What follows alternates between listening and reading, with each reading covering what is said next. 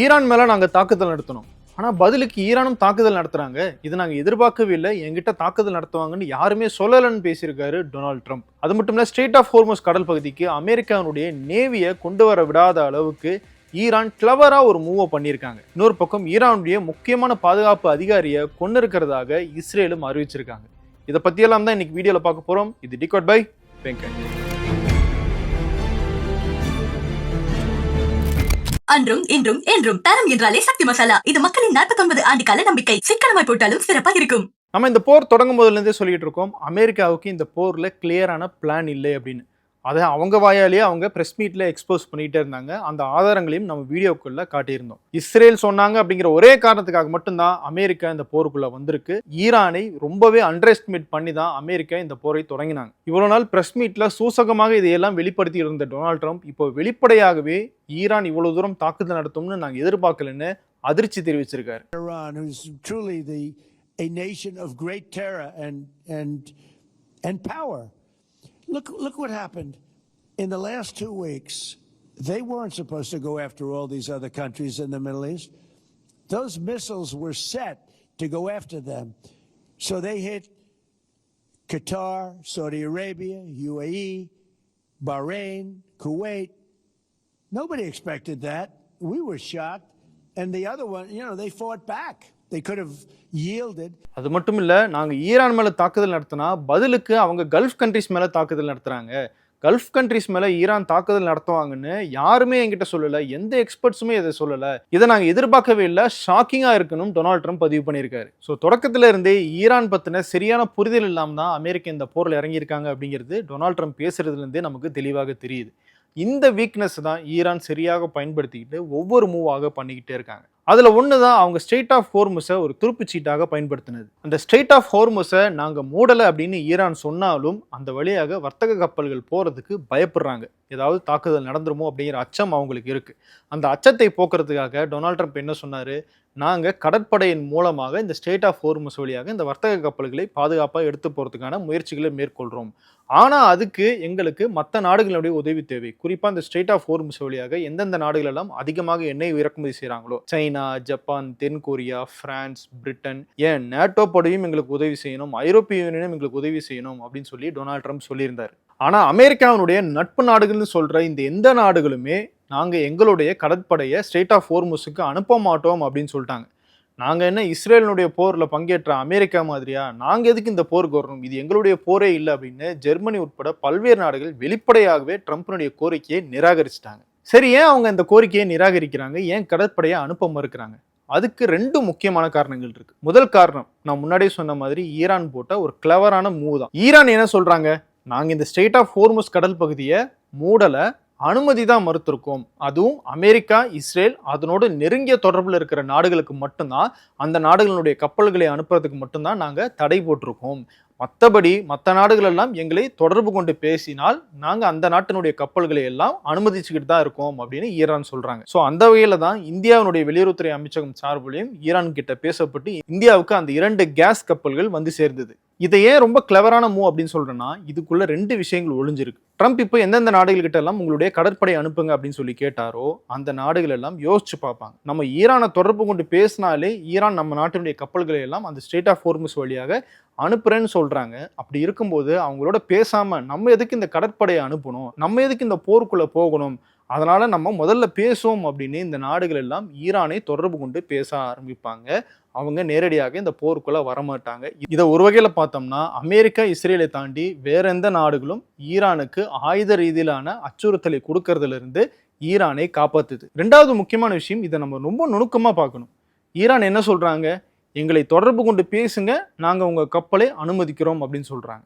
அப்போ இதன் மூலமா என்ன சொல்ல வராங்கன்னா, இந்த ஸ்ட்ரெய்ட் ஆஃப் ஹோர்முஸினுடைய அத்தாரிட்டி, அந்த ஸ்ட்ரெய்ட் ஆஃப் ஹோர்முஸை கட்டுப்படுத்துகிற அதிகாரம் ஈரான் கையில் தான் இருக்குது. எங்களை நீங்கள் தொடர்பு கொண்டு பேசி தான் இந்த வழியாக நீங்கள் உங்கள் கப்பலை எடுத்துகிட்டு போகணும் அப்படிங்கிற அந்த அதிகாரத்தை ஈரான் இந்த இடத்துல நிலைநாட்டுது. யோசிச்சு பாருங்க, ட்ரம்ப் எந்தெந்த நாடுகளெல்லாம் அழைச்சாரோ அந்த நாடெல்லாம் ட்ரம்ப்பினுடைய பேச்சை நிராகரிச்சுட்டு ஈரானோட பேச்சுவார்த்தை நடத்துகிறாங்க அப்படிங்கிறதே ஈரானுக்கு மிகப்பெரிய பாசிட்டிவான செய்தி தானே. வலுவான நாடான அமெரிக்கா இந்த போரில் இருந்தாலும், இந்த நாடுகள் எல்லாம் அமெரிக்காவோடவே இருந்தாலும் ஈரானை அவங்களால புறக்கணிச்சிட முடியாது அப்படிங்கிற ஒரு நிலைமைக்கு ஈரானுடைய இந்த மூவ் கொண்டு வந்திருக்கு. அதனால தான் சொல்றேன், இது ரொம்பவே புத்திசாலித்தனமான மூவ். அதெல்லாம் சரிப்பா, உலகத்தின் பவர்ஃபுல்லான ஒரு ஆர்மி நேவியை வச்சிருக்கிற அமெரிக்கா எதுக்கு மற்ற நாடுகளுடைய உதவியை கேட்குறாங்க? அதுக்கும் டொனால்ட் ட்ரம்ப் பதில் சொல்றாரு பாருங்க. But it takes two to tango. We have to get people to take their $1 billion ship and drive it up. If when Pepe has his big sugar ships coming around and they cost $1 billion, and we say, I think it's okay now, Pepe, take your ship, drive it through the Strait of Hormuz. He may say, let me wait a little while, because it takes ship owners and these ships are very expensive.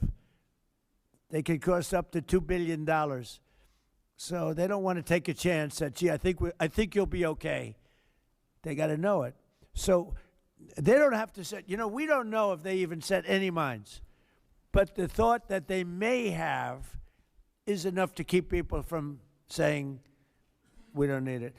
அவர் சொல்ல வர்றது என்னன்னா, straight of ஹோர்மோஸுக்கு அமெரிக்காவினுடைய முக்கியமான போர்க்கப்பல்களை கொண்டு போய் நிறுத்திட்டோம்னா, அதுக்கு ஏதாவது சேதாரம் ஏற்பட்டுருச்சுன்னா அது மிகப்பெரிய இழப்பாக அமெரிக்காவுக்கு இருக்கும்.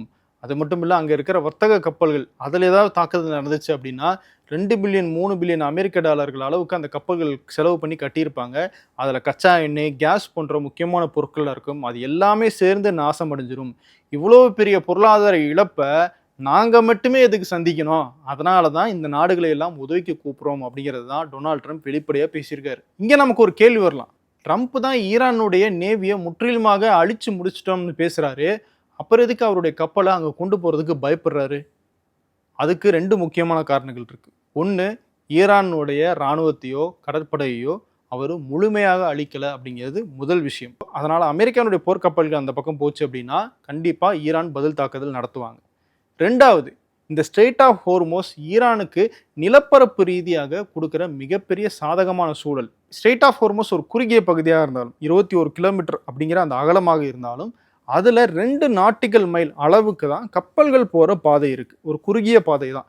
அந்த குறுகிய பாதைக்குள்ள கப்பல்களை பாதுகாப்பாக அமெரிக்கா மற்றும் மற்ற நாடுகளுடைய போர்க்கப்பல்களுடைய பாதுகாப்போட இந்த வழியாக கப்பல்களை கொண்டு போகணும் அப்படின்னா அதுக்கு ரொம்ப நேரம் பிடிக்கும். அந்த டைமுக்குள்ள ஈரானால ஈஸியாக அமெரிக்காவுடைய போர்க்கப்பல்கள் மேலேயோ இல்லை அந்த வர்த்தக கப்பல்கள் மேலேயோ தாக்குதல் நடத்திட முடியும். இன்னொன்று, அமெரிக்கா சொல்ற மாதிரி ஈரானுடைய அந்த கடற்படை முற்றிலுமாக அழிஞ்சிருச்சு அப்படின்னே வச்சுக்குவோம். ஈரான் அடுத்த ஆயுதத்தை கையில் எடுப்பாங்க, ட்ரோன்கள். அவங்களுடைய ட்ரோன்களை இந்த கப்பல்களை நோக்கி ஏவுவாங்க.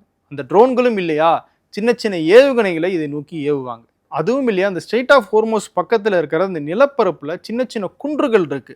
அந்த மலை குன்றுகள் அந்த ஈரானுடைய படைகளுக்கு பாதுகாப்பாக இருக்கு. அந்த மலை குன்றுகள் மேலே இருந்தோ இல்லை அதுக்கு பின்னாடி இருந்தோ இந்த கப்பல்களை நோக்கி ஈரானால ஈஸியாக தாக்குதல் நடத்த முடியும். கையில் வச்சு பண்ற ராக்கெட் லான்ச்சர் மூலமாக கூட அவங்களால இந்த கப்பல்களை நோக்கி தாக்குதல் நடத்த முடியும் அப்படிங்கிற வசதி அவங்களுக்கு அந்த ஸ்ட்ரெய்ட் ஆஃப் ஹோர்மஸ் கடல் பகுதியில் இருக்கு. அதனால என்னதான் அமெரிக்காவோ இல்லை மற்ற நாடுகளோ தங்களுடைய கடற்படை மூலமாக பாதுகாப்பாக அந்த கப்பல்களை கொண்டு போகணும்னு முயற்சி பண்ணாலும் நிச்சயமாக அதுல சேதாரம் ஏற்படும். அந்த சேதாரம் அப்படிங்கிறது சாதாரணமாக இருக்காது, மிகப்பெரிய செலவு வைக்கிறதாக இருக்கும். அதனால தான் அமெரிக்கா அந்த இடத்துக்கு போகிறதுக்கு இவ்வளவு தூரம் தயங்குறாங்க, மற்ற நாடுகளுடைய ஹெல்ப்பையும் கேட்குறாங்க. ஒருவேளை ஈரானுடைய இந்த எல்லா தாக்குதல்களையும் அமெரிக்கா முறியடிச்சாலும் கூட கடற்கொள்ளையர்கள் தீவிரவாதிகள் மூலமாக இந்த கப்பல்கள் மேலே தாக்குதல் நடத்தப்படுறதுக்கான வாய்ப்பு ரொம்பவே அதிகம். இப்படி தான் செங்கடல் பகுதியில் ஹவுதி கிளர்ச்சி படைகளும் அந்த கடலினுடைய மறுபக்கத்தில் இருக்கிற சோமாலியாவினுடைய கடற்கொள்ளையர்களும் அந்த பகுதியில் போகிற அந்த வர்த்தக கப்பலை குறி வச்சு அட்டாக் பண்ணிக்கிட்டு இருக்காங்க. நீங்கள் நல்லா யோசிச்சு பாருங்க, ஹவுதி அப்படிங்கிற அந்த ஆயுத குழுவுக்கு ஈரான் தான் சப்போர்ட் பண்ணுறாங்க. இவங்க கொடுக்குற ஆயுதம், இவங்க கொடுக்குற பணம் தான் அவங்களே அந்த இடத்துல செயல்பட வைக்குது. அப்படி கம்பேர் பண்ணும்போது ஈரானை விட அவங்க பவர் குறைந்த அமைப்பு தான். ஆனால் அவங்களே அந்த செங்கடல் பகுதியில் கப்பல் போகலாமா வேணாமா அப்படிங்கிறத கட்டுப்படுத்துகிற அளவுக்கு ரொம்ப ஸ்ட்ராங்காக இருக்காங்க. அப்படின்னா ஈரானுக்கு இந்த ஸ்ட்ரெய்ட் ஆஃப் ஹோர்முஸை கட்டுப்படுத்துறதுல எவ்வளோ தூரம் பவர் இருக்கும்னு யோசிச்சு பாருங்க. இந்த ஹவுதி படைகளும் சரி, சோமாலிய கடற்கொள்ளையர்களும் சரி, பல ஆண்டுகளாக அந்த இடத்துல தொல்லை பண்ணிட்டு இருக்காங்க. அவங்களையே சர்வதேச நாடுகளால் ஒழிக்க முடியல.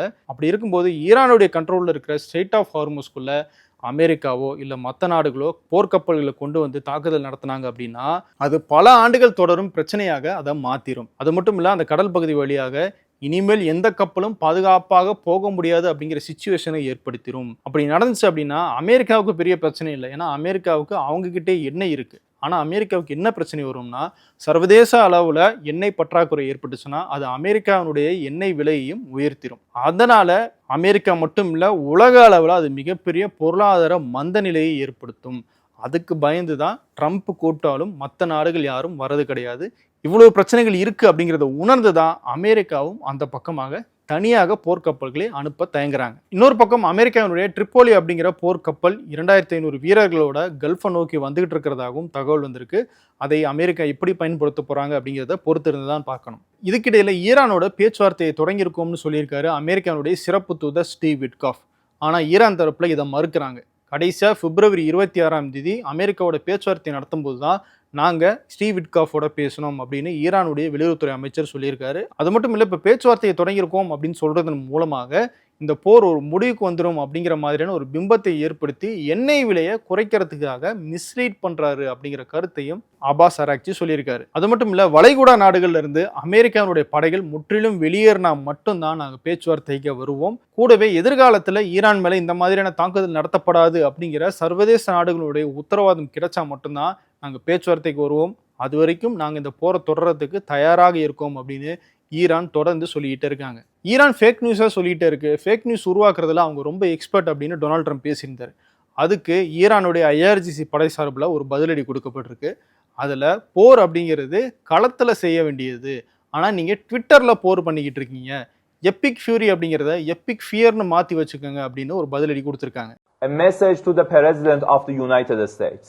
The outcome of war cannot be determined by tweets. The result of a war is determined in the field, the very place where you and your forces do not dare to approach, and you can only talk about it in your tweets. It's better to name this war as Epic Fear instead of Epic Fury. சரி, இப்போ தாக்குதல் தொடர்பான அந்த அப்டேட்ஸுக்கு வருவோம். ஈரானுடைய security கவுன்சிலின் தலைவர் அலி லர்ஜினி அவரை கொண்டு இருக்கிறதாக இஸ்ரேல் அறிவிச்சிருக்காங்க. ஒரு 2-3 நாள் முன்னாடி குட்ஸ் டே அன்னைக்கு ஈரான்ல இவர் திறந்த வெளியில மக்களோட மக்களாக நடந்து போயிட்டு இருந்தாரு.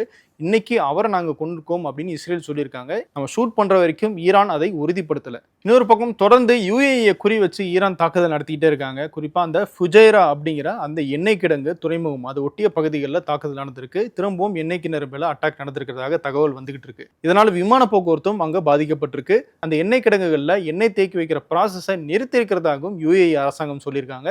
அபுதாபியிலும் ஈரானுடைய தாக்குதல் நடந்திருக்கிறதாக தகவல் வந்திருக்கு. இது வரைக்கும் அமெரிக்காவும் இஸ்ரேல் நடத்தின தாக்குதல்ல ஈரான்ல நூற்றுக்கணக்கான பொதுமக்கள் கொல்லப்பட்டிருக்கிறதாகவும் அதுல 200 பேர் குழந்தைகள் அப்படின்னும் ஈரானுடைய வெளியுறவுத்துறை அமைச்சர் சொல்லியிருக்காரு. அமெரிக்கா இந்த தாக்குதலை நடத்துறதுக்கு பக்கத்துல இருக்கிற நாடுகள் எல்லாம் உதவி பண்ணிக்கிட்டு இருக்காங்க அப்படிங்கிற தகவல் எங்களுக்கு தெரிய வந்திருக்கு. இது குறித்து அவங்க உடனடியாக விளக்கம் கொடுக்கணும், அப்படி இல்லாட்டி நாங்க அதுக்கான பதிலடியை கொடுப்போம் அப்படின்னு ஈரானுடைய வெளியுறவுத்துறை அமைச்சர் எச்சரிச்சிருக்காரு. இன்னொரு பக்கம் இஸ்ரேல் லெபனான்ல தரைமார்க்கமாக மோசமான தாக்குதலை நடத்திட்டு இருக்காங்க.